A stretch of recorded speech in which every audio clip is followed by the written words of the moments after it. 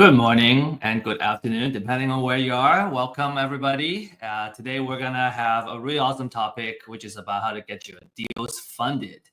Now, before that, just a quick intro of our host organization. This event is brought to you by Real Estate IQ. And one of the core products that we offer is off-market motivated seller leads, as you see here on the upper left. And what you're getting is fresh leads that are mined directly from courthouses. And one of the biggest kind of motivator is the pre-foreclosures, where the homeowner is extremely motivated to sell their house, or else they're going to lose it at the foreclosure auction.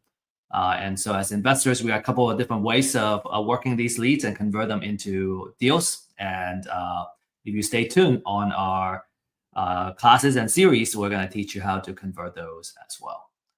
All right, so let's move on here. A quick disclaimer that all information presented here are of the opinion of our speakers and presenters, and we don't offer investment, financial, or legal advice. Now, without further ado, I do want to invite our guest speakers on stage. We had them up here on our Ask Me Anything AMA series not that long ago, and learned a lot from them on how to find deals and get the deals funded, right? Kind of from a general idea sense. And today we're gonna invite them back and welcome Randy and Tamela. Good morning. Good morning. We're really excited to learn from you on the different funding sources and how to structure the deals and get the deals funded. So without further ado, the stage is yours. Thank you. And I'm turning it over to my main funder right here. Steve, I'm going to address residential funding today because commercial is a whole different bag. But make no mistake, cash is king when you want to do these deals. If you're in control, you have the funds, you can close when you get the title commitment. There's no hesitation. You may not, if you know the neighborhood that you're in, you may not even require an appraisal to confirm. Let's talk about an industry standard, though.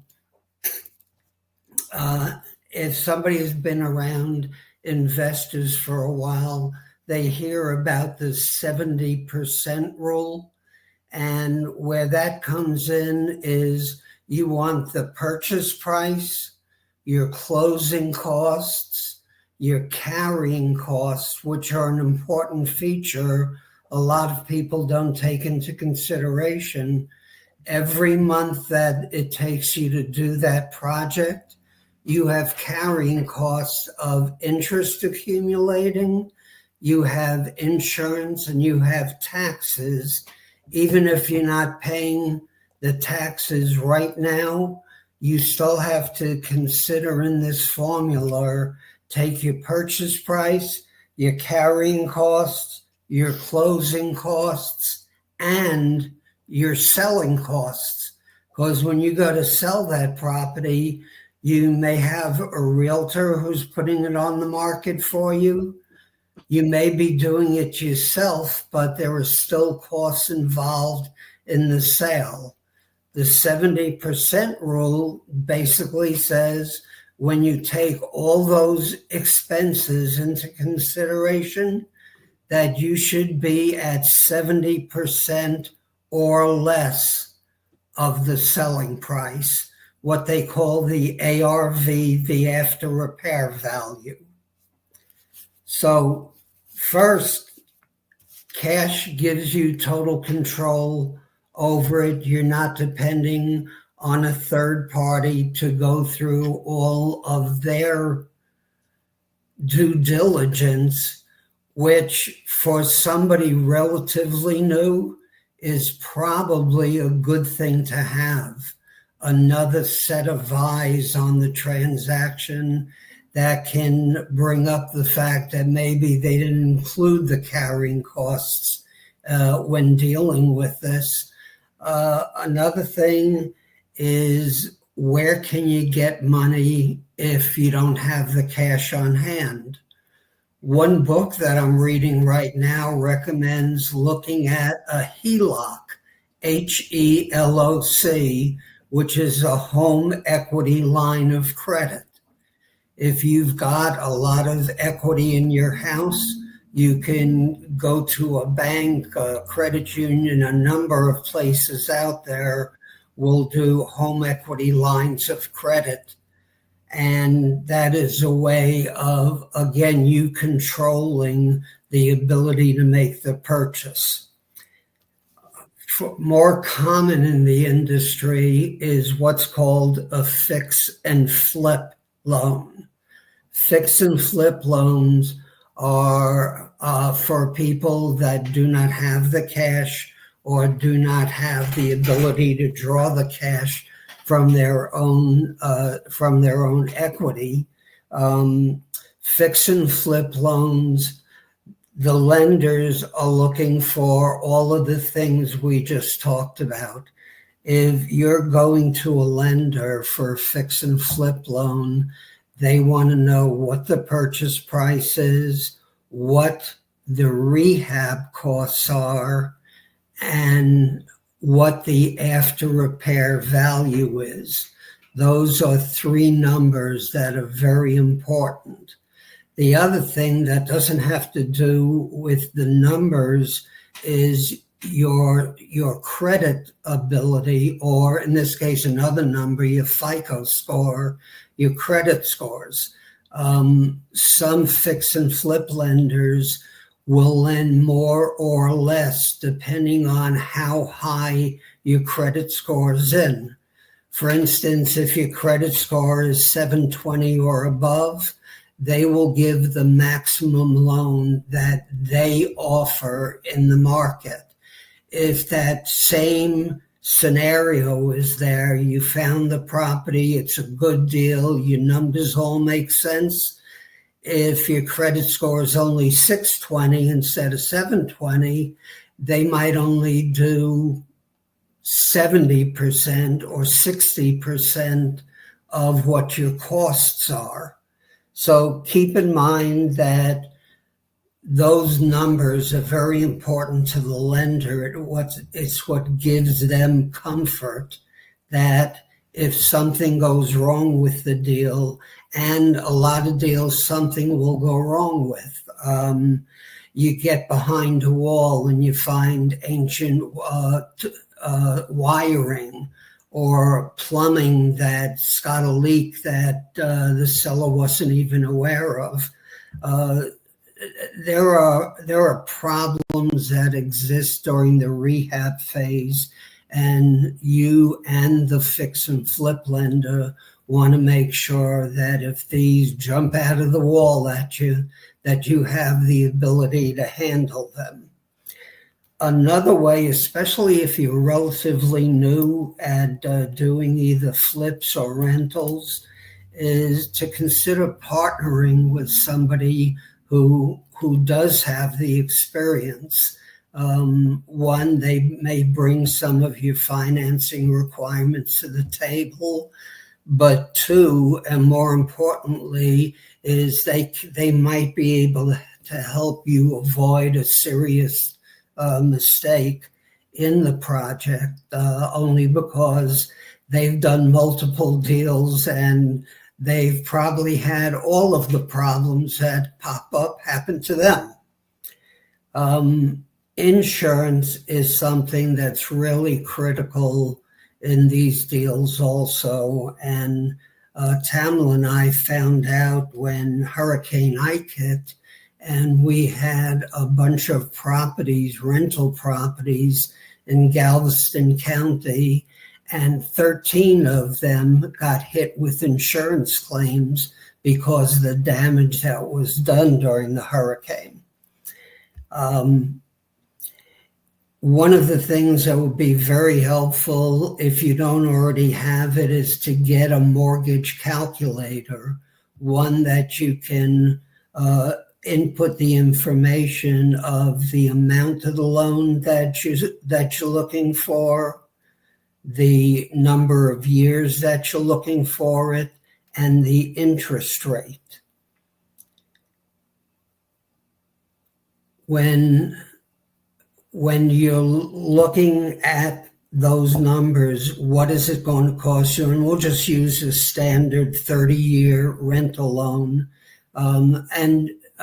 Just because you get a loan for 30 years doesn't mean that you can't pay it off sooner, unless it's a private lender or a lender that has a prepayment penalty. Those are good to know, because a typical prepayment penalty, if you've got a rental loan for 30 years, is 5 years. If you pay it off during the first year, it's a 5% penalty.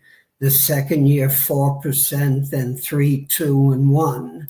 So you want to know what that penalty is, just in case you decide somewhere down the road that you're going to sell the property, or that you're going to refinance it because rates come down some. We've run into situations that when we buy a property to rehab and flip, sometimes it turns out being a rental property. And sometimes when we were planning on renting out a property and keeping it, we've ended up selling it. Being flexible is good, because you don't know what the market is going to bring you. We had a very interesting situation where a lady and her mother were living in a property, and they owned it together. And when her mother passed away, she paid off her sister's interest in the property. When we put a contract to buy it, with our intent was to rent the property after we fixed it up, it turns out that her sister had put in a claim for half ownership of the property, even though her sister, the one we were dealing with who owned the house, had paid her off her interest in full. This was a good lesson in patience for us, because it took 2 years for title to be vested in her name. It cost them a lot of money and lawyers' fees to fight each other. But we finally got the property. We had kept it under contract for the whole 2 years.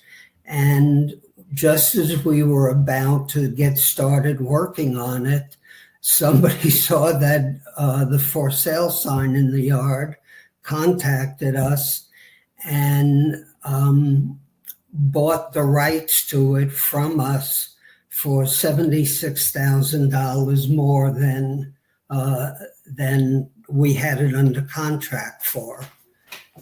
So patience is a virtue in dealing with this, especially if you want scalability. Scalability is gradually building up a portfolio of rent houses. I had a client early in my career whose goal was to own 10 houses free and clear by the time he retired, and son of a gun did it. I ended up financing around 7 of those houses, put them on 30-year loans, but he had the patience and he took care of the properties, and he was able to retire very early because of an idea that he had. One of the current phrases in the market is BRRRR, B-R-R-R-R, which basically means buy it, rehab it, refinance it, and do it all over again. They're talking about using the equity that you create in the deals that you make, and just building up a portfolio by continuing to do that patiently. Another thing that we have found out is that it really makes good sense to do a good job when you're rehabbing a house. The better job that you do during the rehab, the less issues you're going to run into with HVAC breaking down or electrical. We renovated some historical homes, and they still had the old knob and tool spool electric. I would encourage that when you do a job, do a very good job, because that can save you lots of money, especially if you've got a tenant living in the house. And I'm going to chip in here. And when it comes to financing, my advice for anybody is to find you a good broker, mortgage broker, that you can rely upon to find your money for you. That's one step that you're not going to have to be on the lookout for. If you have a go-to person that you can depend upon, and you know that they're going to have the resources to find your financing, if the deal is doable, then I would highly recommend doing that. When you're in this business of doing fix and flips, fix and rentals, or just rentals, you have to create a partnership so that you're not having to do everything, because you'll find that you don't have time to do it all. And Randy and I work really well together. Not only are we husband and wife, but we're partners, and we each bring something to the table. My passion is real estate. It's finding the properties, it's transforming the properties. That's what I love. Randy brings to the table the ability to find money for me. And I say that because he actually finds money for me. It's not just a loan. I mean, sometimes he finds me partners. Other times he finds private lenders for me. Other times he goes to bigger companies or to banks. But he has all the avenues to find the money that I need to get a project done, if the project is doable. He's also the person that, when we work the numbers together, because I work my numbers and then he works his numbers. If the numbers don't work, he comes back and he tells me, if you've got a go-to person that can find you the money that you need, they're also going to help make sure that this deal works for you. Because Randy doesn't want to be finding lenders or finding money for me and the deal's not going to work. It makes no sense for him to do that. So it's always good that he's my second pair of eyes on everything. I do mostly fix and flips or fix and rents. I love buying the older homes or the homes that need repairs. So most of my loans are for fix and flip or fix and rent loans. So he's normally finding private lenders for me, partners for me, or mortgage companies that will only do the fix and flip loans. Now, once we complete those loans, if my intent is to take that into the rental market, then he finds the lender to give me a long-term loan. And there's many of them out there. The good thing that Randy does that I've noticed, not just for me, but for other clients that he works with, is he searches for the best rate, the best terms for that individual lender. That may not necessarily be the best rate, but for the whole program as a whole, he analyzes it all. He goes over it with the lender, and the decision is made which one is the best. And that's what you also want a mortgage broker or a money man for. You want someone that's looking out for you, for your long-term interest also. In doing this, for private lenders, each private lender has their own criteria. If you have someone that works with someone like private lenders all the time, they know the criteria and they know where to go with what you have. There's a simple application that I fill out every time. And from this, he knows where to take it. He knows where the lenders will lend. He knows what I'm going to have to bring to the table for them to lend me money so that we can get this done, how long it takes to get the project closed. It's the same thing once I put a property into long-term financing. It's a simple application. You list everything that the application is asking for, and then the person that you have gone to find you the money, they will find you the best deal, or they should be finding you the best deal. You do have to have money in the bank. Some lenders require you to have money in the bank 24 hours before you close. Not necessarily that you're going to need the money. They just want to see that you have some money in the bank. Some lenders require a specific credit score or FICO score. Sometimes it's 600, sometimes it's 640, 680, 720. Different lenders have different requirements. But when you fill out all of this and you get it, and once you get that under your belt, it's just a really easy process to go through. And the BRRRR process, it's just a streamlined deal. Once you go through this, it's very easy to do. You know how to go from A to B to C, very easy. And it's just a repeat over and over again. But for permanent financing, you will have to have funds in the bank that you can show that you do have some reserves in the bank. So it's very important that if you don't have money in the bank to show as reserves, that you have an avenue to get that money as reserves. Steve has an avenue for investors that are looking for funding for reserve to have in the bank for reserves as backups. And that is an avenue to go down. And that is one of the things that Steve will be talking about, if not in this section, later in one of the other sessions. But having those funds in the bank so that you can move forward with everything is also very important. This is also where a partner comes into play.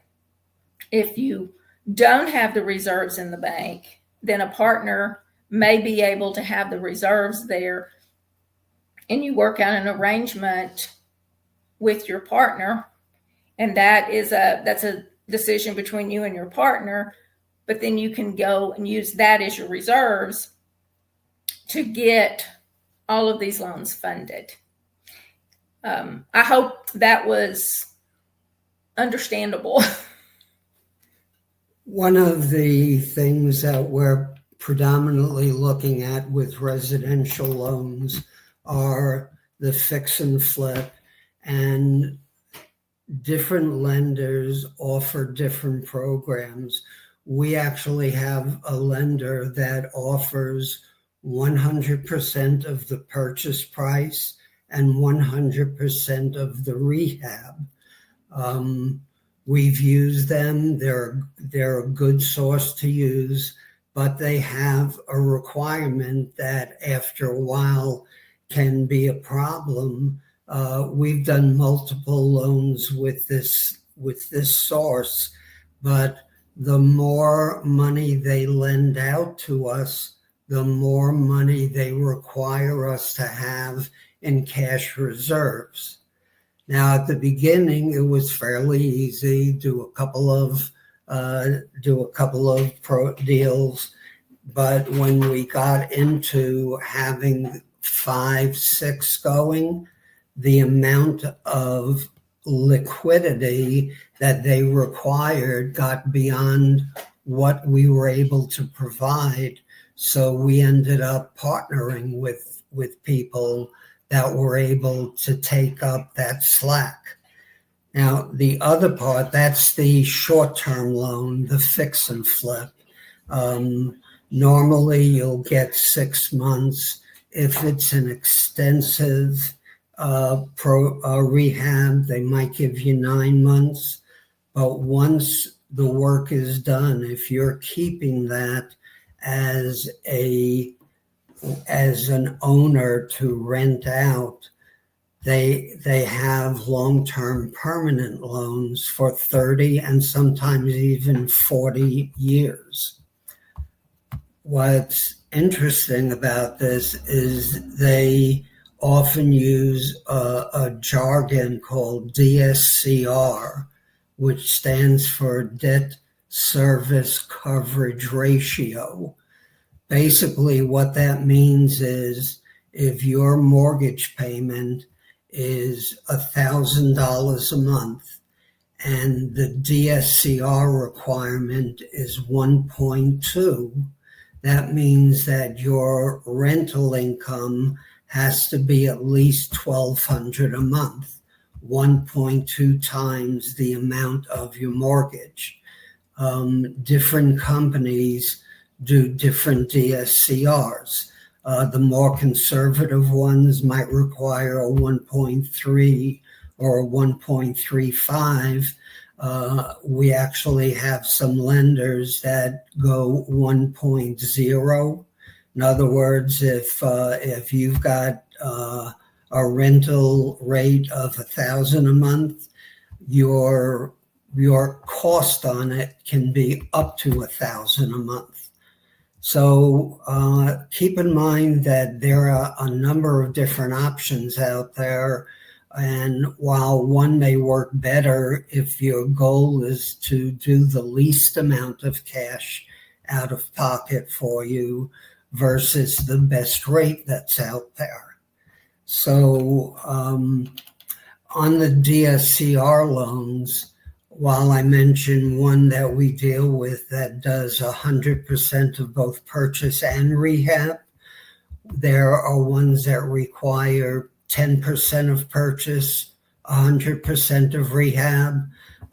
We actually have one that requires 20% of all costs for them to do the loan. And the thing is, if you've got that, they might have a better rate than the company that's willing to do 90% of purchase and 100% of rehab. Another thing that Tamela alluded to when she was talking was we are working on something called group funding, where we put together a fund that can do loans for people, and we would be in a position to cherry pick the loans, decide which ones are safest to do. But we are going to be putting out an invitation for those of us who want to take part in that fund. Just let us know. You can take part by funding one deal that's brought to you that you're very comfortable with. You may decide that you don't want to put in enough money to fund a whole deal, but maybe get involved in group funding where maybe 2 or 3 of you put up the money and split the interest income from that deal. So keep in mind the 70% rule. Especially if you're relatively new, have another set of eyes looking at what you're doing, and that might be just as a consultant, it might be as a partner. But at this point, if you have any questions, love to throw open the mic. Steve, anything that you'd like to add?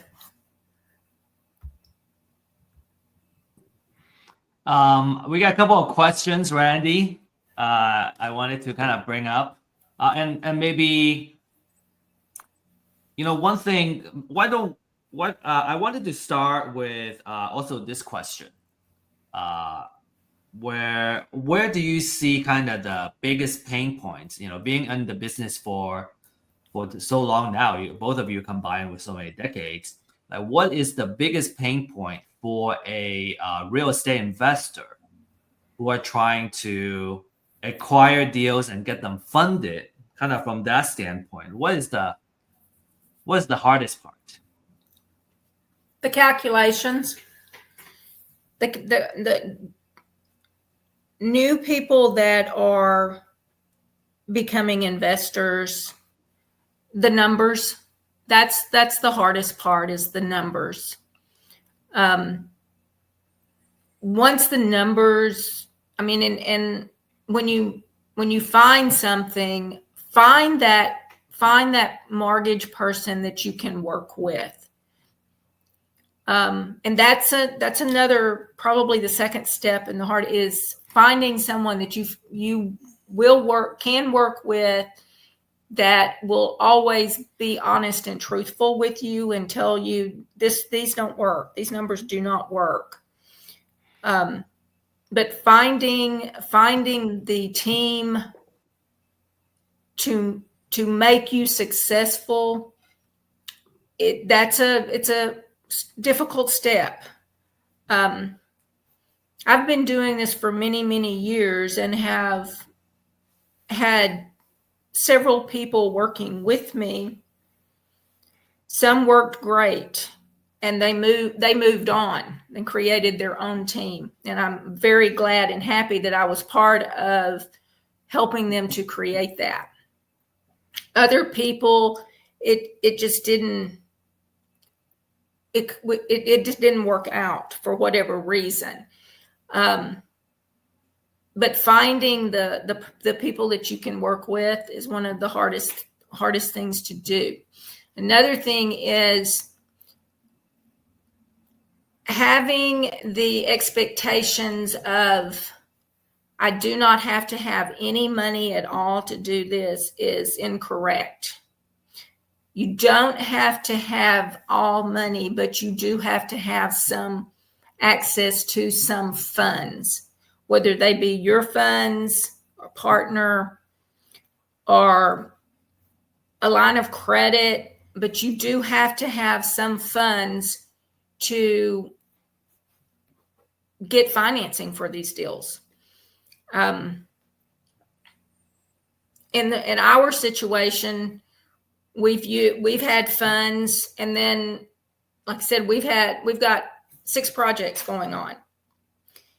At a point, we don't have the funds. We do not have enough funds to continue purchasing projects and rehabbing them and keeping them going. This is where we have to find a different avenue to make sure that we have the funds that are going to get these funded. Mm-hmm. So finding the team, starting to put together your team, is very, very important, and one of the first things that you should do. After that, filling out the app, don't be afraid to fill out an application. Don't be afraid to just do it. Just go do it, and don't become discouraged if it doesn't work out, because everybody that, if you're told no,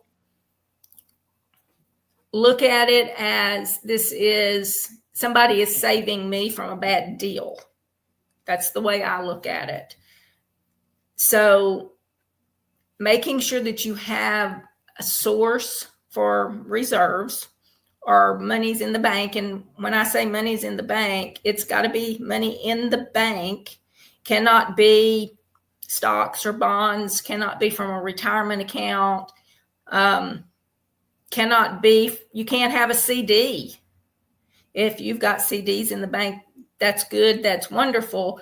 Go get a line of credit from your bank with them, because the CDs, the way they look at that is that that's not cash, available cash. It's not liquid. So use that CD as for a line of credit. Your bank will give you a line of credit if you have CDs in the bank. So having the availability of cash is one thing that is never really taught to investors and told that they have to have that ability. The more projects you do, or the bigger projects you do, the more cash reserves you have to have. These are things that you may not know until 2 days before you close on the property, how much cash you have to have in the bank.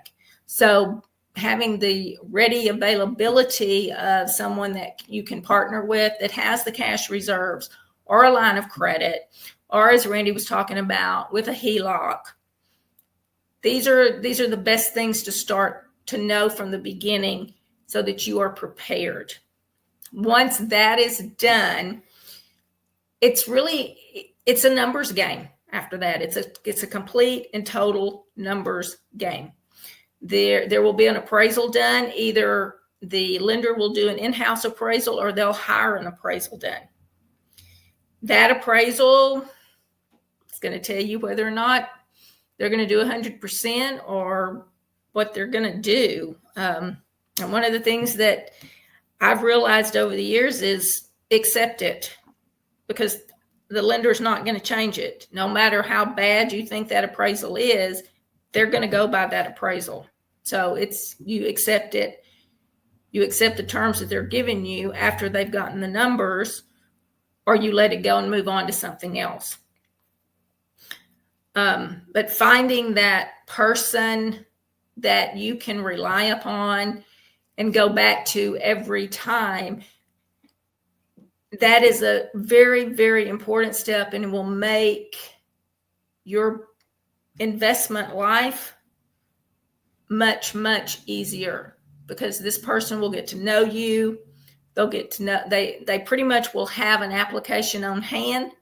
So when you call them or email them and tell them that, hey, I've got another house under contract, get me the money. If you've worked with them several times in the past, they already have pretty much everything on you. So it's not like you're filling out an application every single time you're wanting to do this. And you're going to have someone that has your best interest in mind. And I'm hoping that answered your question.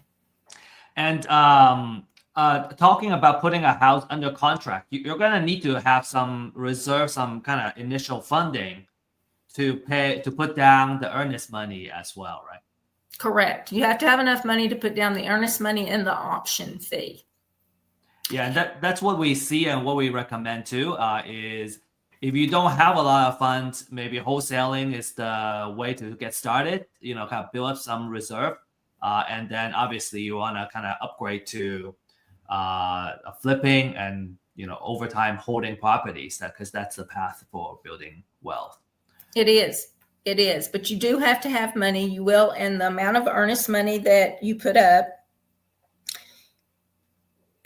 it's flexible. It depends upon the what you're paying for the house. I mean, there's no really general rules out there, but the more expensive the house is, the more earnest money you're going to have to put up in most cases. The option fee, same thing. It's also going to be dependent upon where you find the house, who brought you the house, or how you found the house. But you're going to have some cash to start this project. If you are low on cash, then wholesaling is a great way to get into this. You may find something that you don't want to wholesale out, you want to keep. I'll put it under contract and go find several other deals that you can wholesale out, and then you should be getting your cash reserves. And that's one way of doing it. Yeah, another way would be to find a partner who can help fund it. Yes. And I want to make a comment on the liquidity side. I still remember one of the first advice, Tamela, that you gave me when we got the deal in March, and we got some private lending for that deal. And I was like, oh, maybe we don't need that much money. Are we taking out too big of a loan and paying too much interest? And then you said to me, I still remember vividly, it never hurts to have more money than you need. It never hurts to have more liquidity. And lo and behold, we need it. Mm-hmm. We actually needed more than that. Because turned out we were short. you never know, like Randy said, you never know what you're going to be running into when you do a rehab. Always expect surprises. Always.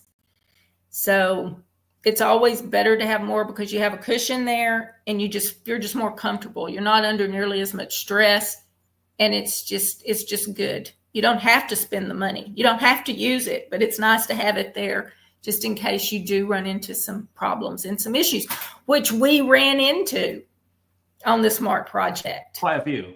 Yeah. I mean, when you're going back to looking at the properties, when you're looking at a property that someone is living in, you're not going to see everything because you cannot move furniture around. You cannot, you can't open up a wall while someone's living there to see let's see what that plumbing back there looks like, or let's see what that electrical looks like. You can't do that. And the homeowners, they don't normally know what's back there. They don't know that there's a problem. They can tell you, the shower head leaks, but they don't know why the shower head is leaking. It may be something simple. It may not be something simple, but you won't know that until you tear into it and find out what's going on. And here's something to think about, and here's something that, talking about the MART project, that we ran into that people don't think about, and that is the kitchen cabinets that were in the house they needed a few repairs, but they looked perfectly fine. When we really got in there and started doing what we needed to do, we are putting granite on the counter as the countertops. The cabinets were not strong enough or reinforced enough to hold a slab of granite. It was flimsy. Yes. So we had to make a decision. Okay. Are we just going to, put something lightweight on here, or what are we going to do? Because of where the selling price is, where we're planning on selling this house, we knew we had to use granite or quartz or something like that. We made the decision to tear out all of the kitchen cabinets and to rebuild, have custom built cabinets put in. This cost us more money than because we had estimated repairing the cabinets and putting countertop on them. So there's always this surprise, and it may not necessarily be the kitchen cabinets. Like I said, it could be the leak in the shower, and you open it up thinking it's something simple, and it's not something simple.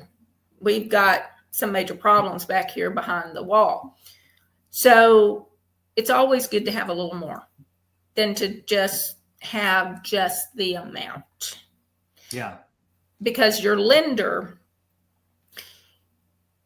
once your lender has done that loan and has provided you with that money, the chances of that lender coming back and loaning you more money, there's a 80% chance that they're not going to. So that's why you need to be prepared to have a little more. That's why you need that cash reserve, because it's harder to go back and ask your lender for more money. So that's something that you should remember with and have that cash reserve. Always be prepared. Steve, one of the things that I always recommend is having, after you've gotten all of your rehab numbers set, is have another figure in there as a contingency amount. Maybe 10% of what the rehab is going to run, But if you've got that in there, if you don't need it, that's wonderful. But as we found out, if you get that surprise with the cabinets, that money is already in the budget, and you're not trying to figure out, do I have to come out of pocket the difference? Do I have to go back to the lender for the difference? Do I have to refinance the whole project to make it work? So I strongly recommend a contingency fee.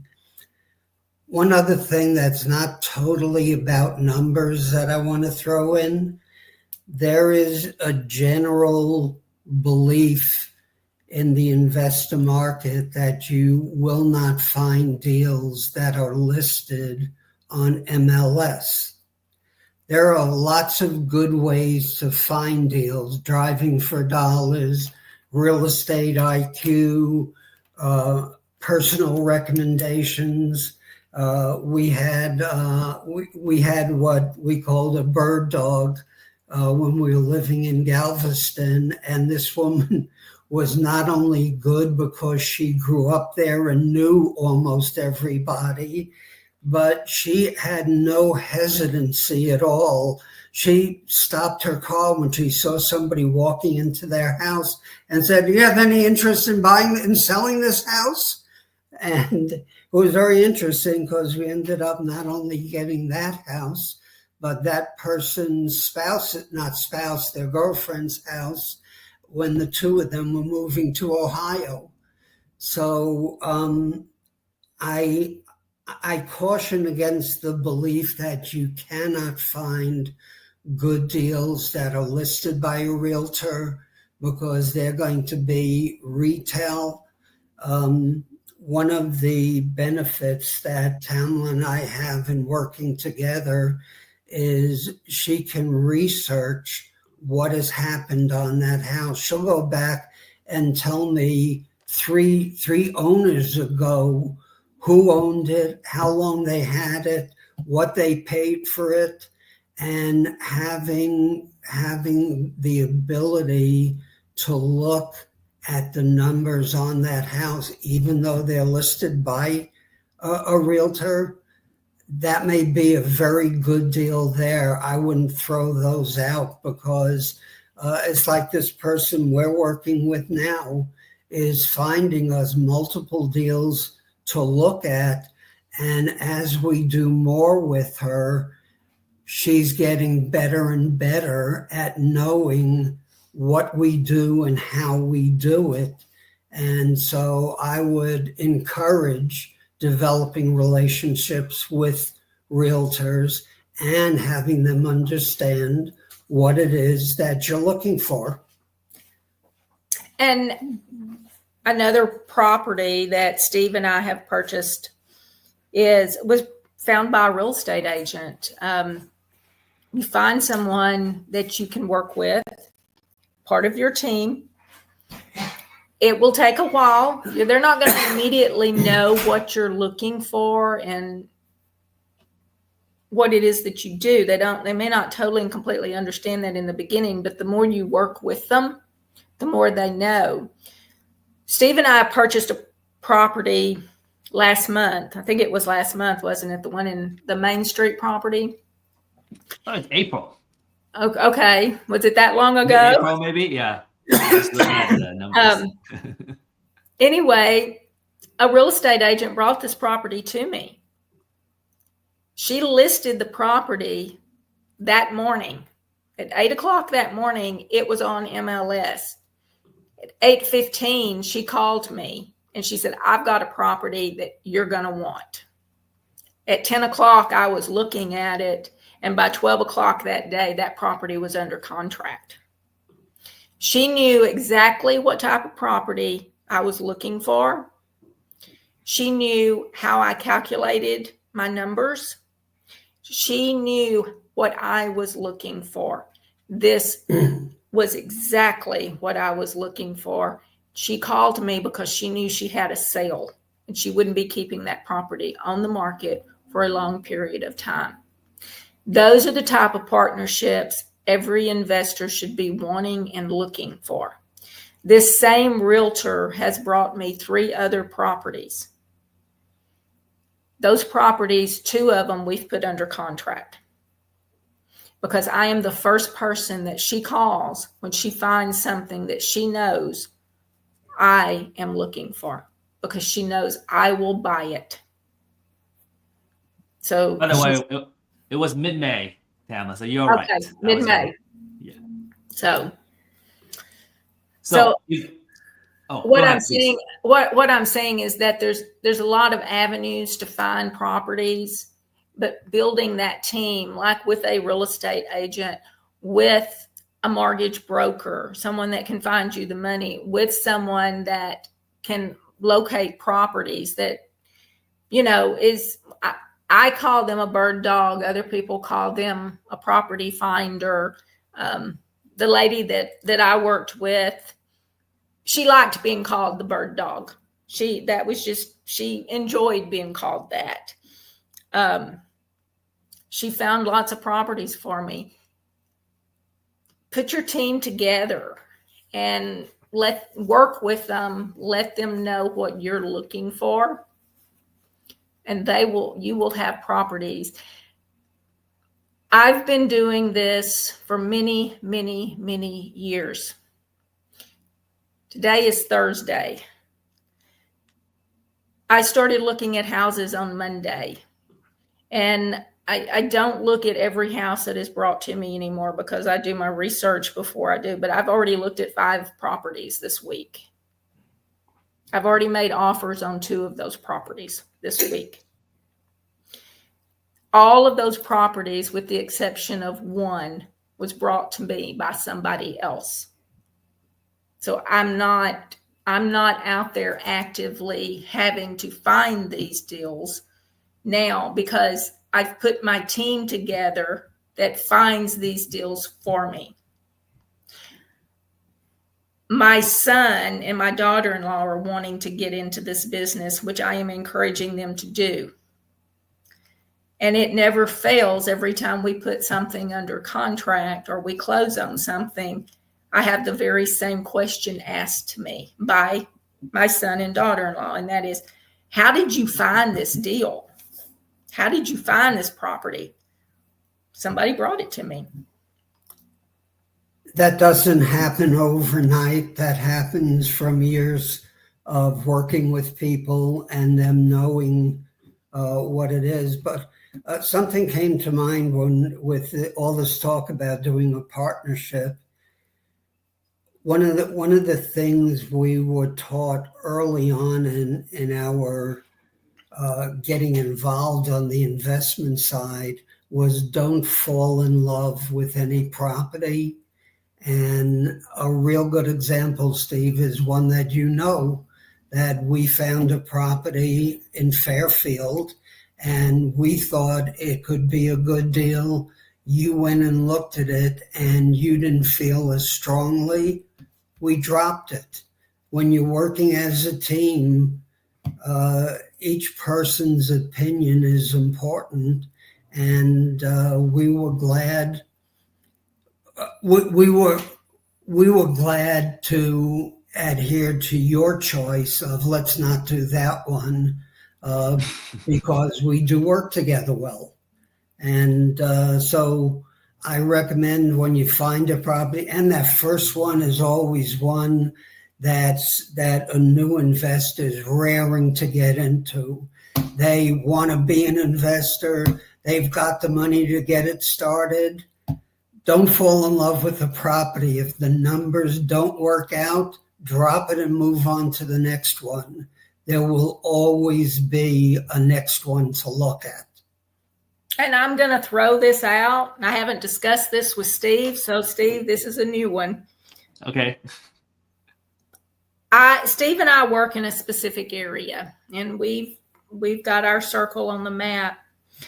If there's anybody out there that would like for us to work with them, to partner with them on a deal, to use our expertise, we will be happy to do that. And I'm speaking for Steve here too. But we would be happy to discuss this with you. Like I said, we work in a specific area. I don't travel all over the state of Texas anymore. Used to. I don't anymore. I like to keep my properties now, my projects now closer to home. And I think Steve is also like that, because that's our circle of properties that we want to invest in. We've kind of decided on where that will be. And it kind of includes me and him. So if there's someone out there that has never done one before, or has done one, and they would like second eyes, third eyes on the project, and need a partner per se, I'll say that, we would be happy to look at the deal with you, give you our opinions, help you any way we can. We would partner with you on that. And like I said, I'm speaking for both Steve and I. So I guess, Steve, if you're not interested in that, you might better chime in and say, no, we're not going to do it. So. I was going to add another angle where, because we have our habits of running a business, that I think if you're new, it would be good to adopt that habit, because otherwise it can be kind of chaotic. An example that comes to mind is just kind of like being able to look at your cash flow and understand when you're going to need certain amount of funds. Do you have enough funds, or how long is that going to last you? That's just the first thing that comes to mind. And just kind of being able to constantly understand that immediately helps with kind of eliminates a lot of unnecessary stress.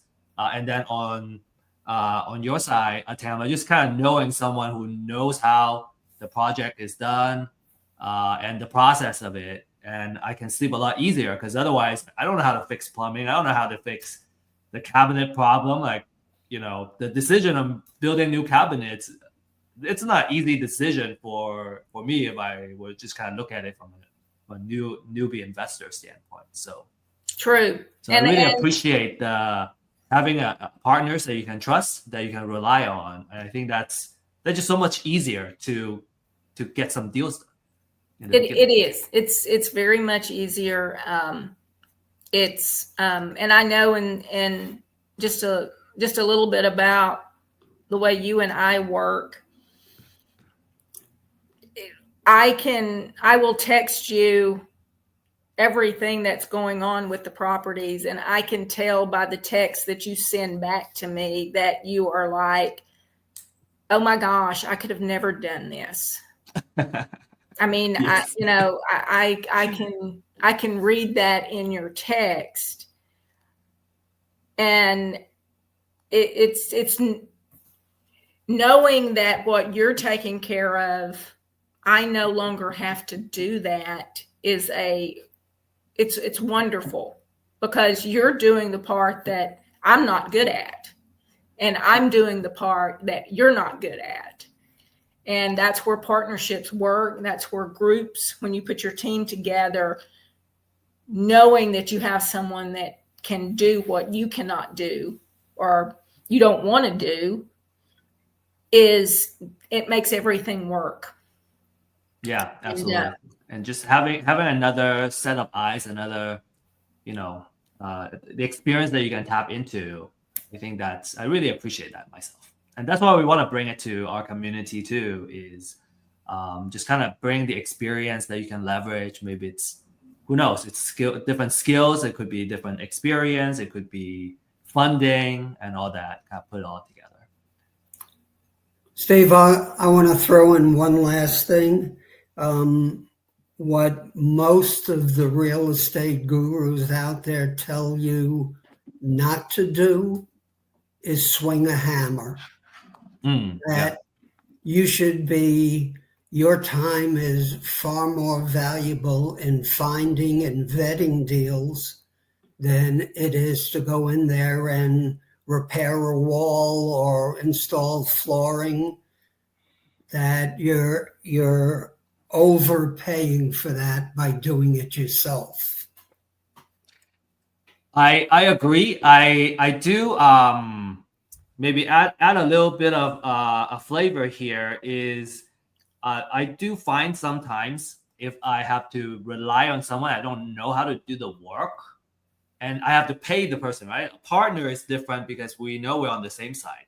If I'm paying someone, I may feel, there are times I feel, well, is this person BSing me and, just overcharging me because I don't know what I'm doing. So there are times where I selectively kind of learn how it's done, just kind of observe how it's done, just to learn. But it's again to the point of I don't get BS, right? I can call out BS, and I learn how to do it, but not to do it for live. I just learn how it's done, once, and then I can call bullshit. Oh, Yes. Maybe we shouldn't say that on air, but I said it. Yes, I agree. But I'm a little different than Randy there.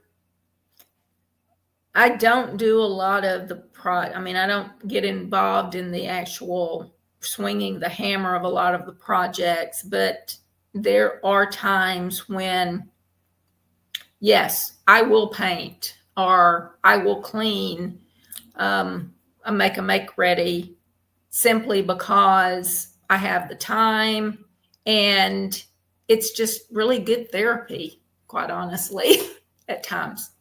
So it's not a total, definite don't do that. Everybody knows themselves, and they know what they can do and what they can't do and what they're good at. I mean, if you're an investor that knows how to build cabinets, then I would highly recommend you go in and build the cabinets for the property if that's what you want to do. So if it what if it brings you joy? That's right. And like knowing that you don't have to do it, but you're choosing to do it, and you're not, doing it but you hate it, perhaps. Anyway, we can debate a lot on that, but I think we're also on the similar page. Too. So guys, our time is up. We have more questions for today, but because I have a hard stop, we're going to end here. We're going to save some of these questions for next week, and we can probably address those first before we kind of dive into the next class. Before we talk about next class, just want to encourage you, if you got a deal, you want some second eyes to submit it to, you can email that to me, and I can either look at it for you. I can forward to Tamela or some other coaches we have on our team to take a look, just kind of give you some advice on the offer, right? How, what's the potential exit strategy and all that. We have helped that. We have helped a couple of our audience look at some of these deals. And actually, I was asking Tamela last week on that particular deal.